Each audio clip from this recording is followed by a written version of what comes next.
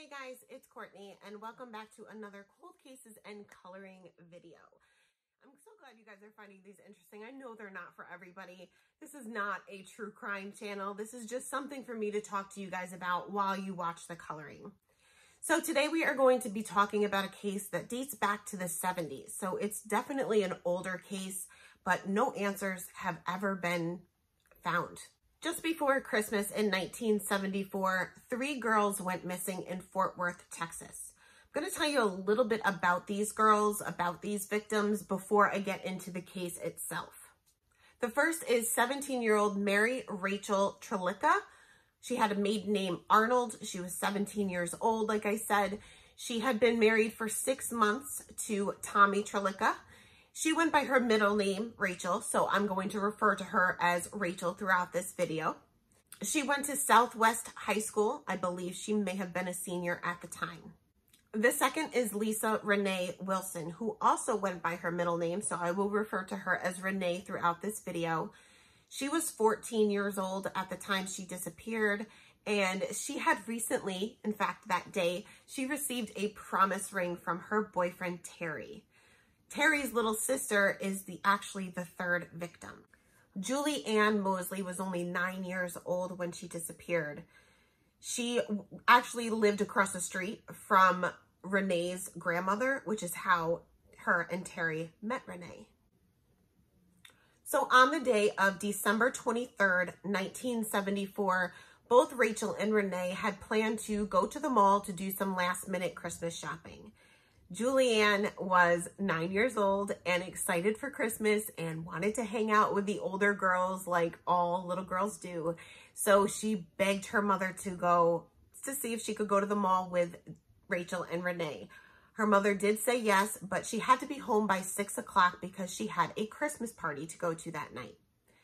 So around noon, the girls set out in their 1972 Oldsmobile 98 to the Seminary South Shopping Center. They made a quick stop at the Army Navy store so that Rachel could pick up some items that she had on layaway, and then they headed to the mall. They parked in the upper parking lot near Sears and headed in.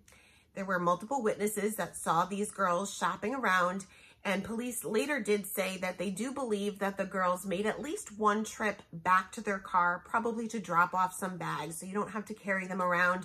I'm not sure how they found this out. Maybe there were bags in the car. I'm not entirely sure, but they do say that they made at least one trip back to the car.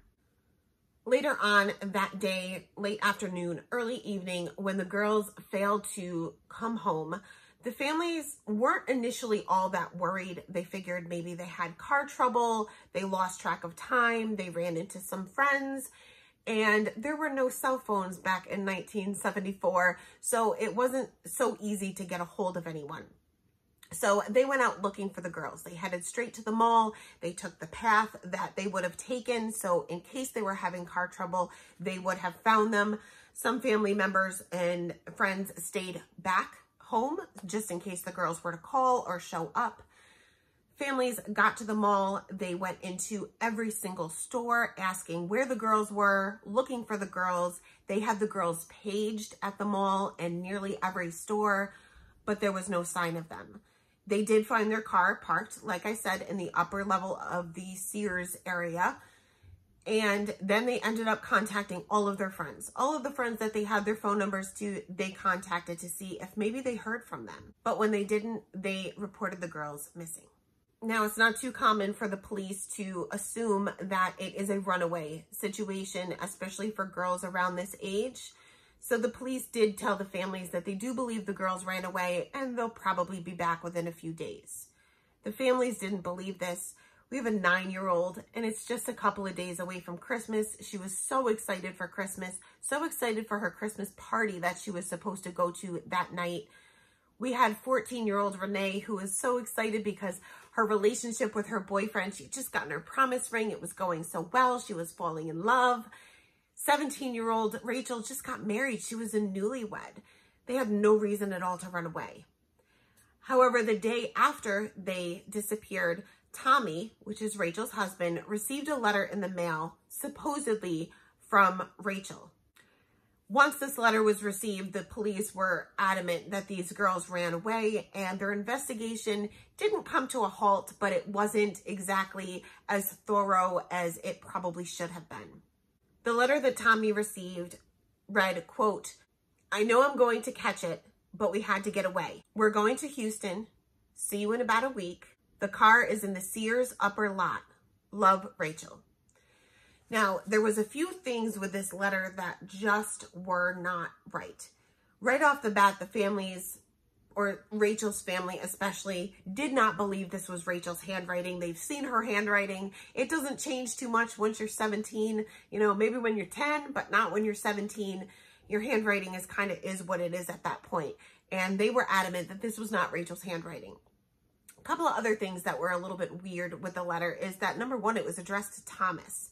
And she never referred to her husband as Thomas. It was always Tommy. The envelope was made out or addressed in pencil, while the letter was written in pen, which is kind of weird too, because you wouldn't necessarily pick up a different writing utensil to fill out the envelope when you just wrote the letter. The postmark was very difficult to read as far as when and where the letter was sent from. And the craziest thing that I found was that Rachel's name, when she signed off her letter, "Love, Rachel," it looked as if she almost misspelled her name. Now, you and I both know we can spell our name without thinking about it, and it almost looked as if she put R-A-C-H-E and then started to write another E before turning it into an L. We don't typically make mistakes writing our own names, but in this case, it was a little messy. Now, the letter was tested by 3 different handwriting experts, but all 3 tests came back inconclusive. So as word got out that these 3 girls were missing, witnesses started to come forward. There were several witnesses in the mall that confirmed that they did see the girls shopping. However, there was a store clerk that also worked at the mall that said that he or she saw the girls being hustled into a yellow pickup truck.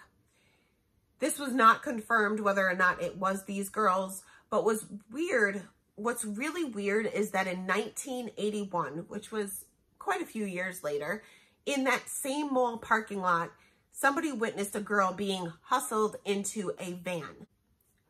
The driver of this van told the witness that it was a family dispute and that they should basically just go away and mind their own business. So, we're not sure if this is related to the missing trio or whether it was a separate incident. Now, other witnesses came forward as well. A local business owner says that he believes that he saw the girls driving or in a pickup truck, a yellow pickup truck with 2 men.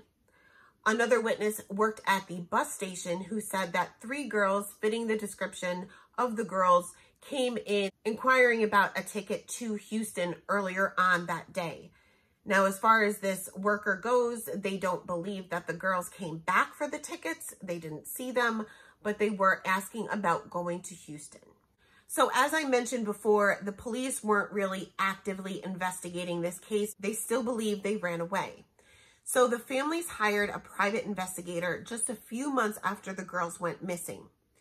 His name was John Swaim, I believe. Not sure how to pronounce that.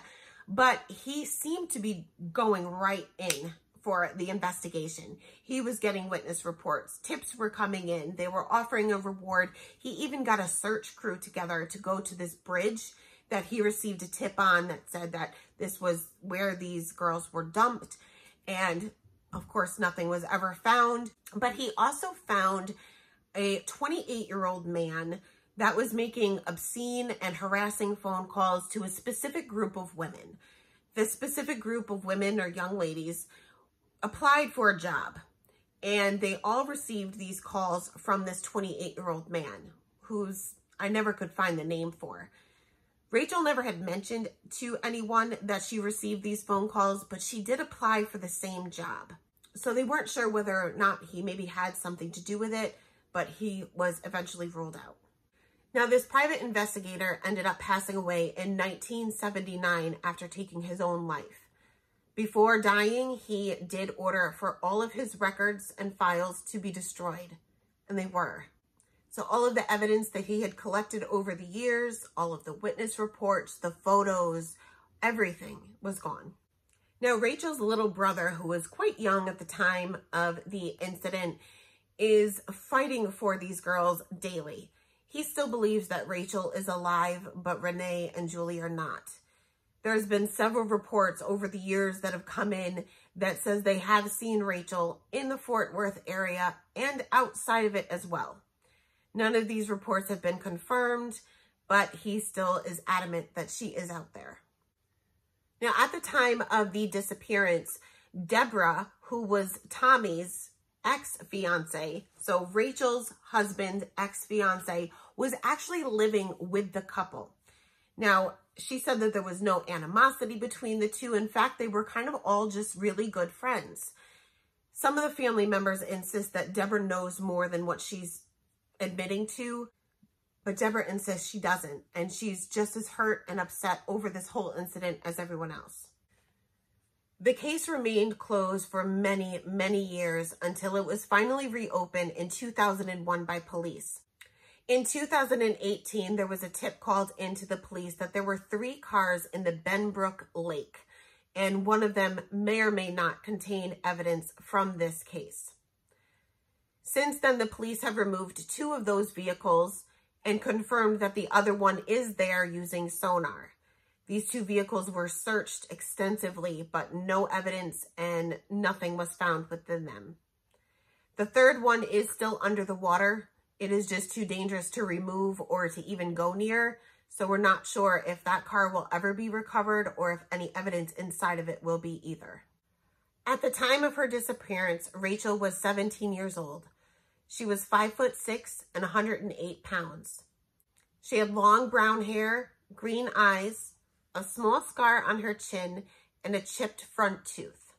Renee was 14 years old, 5'2" and 110 pounds. She had fair skin, light wavy brown hair, and a scar on her thigh. Julie was just 9 years old and 4'3", 85 pounds. She had shoulder-length sandy blonde hair with blue eyes. She had a small scar on her forehead, one under her eye, and one on the back of her calf. As always, I will leave the phone number for the Handling Police Department, which is the Fort Worth Police Department, in the description box below, just in case anybody has any information at all. I will also leave the supplies for the card I'm making, which to me is not the most important thing in these videos. But I want to thank you guys so much for stopping by today, and have a great day. Bye.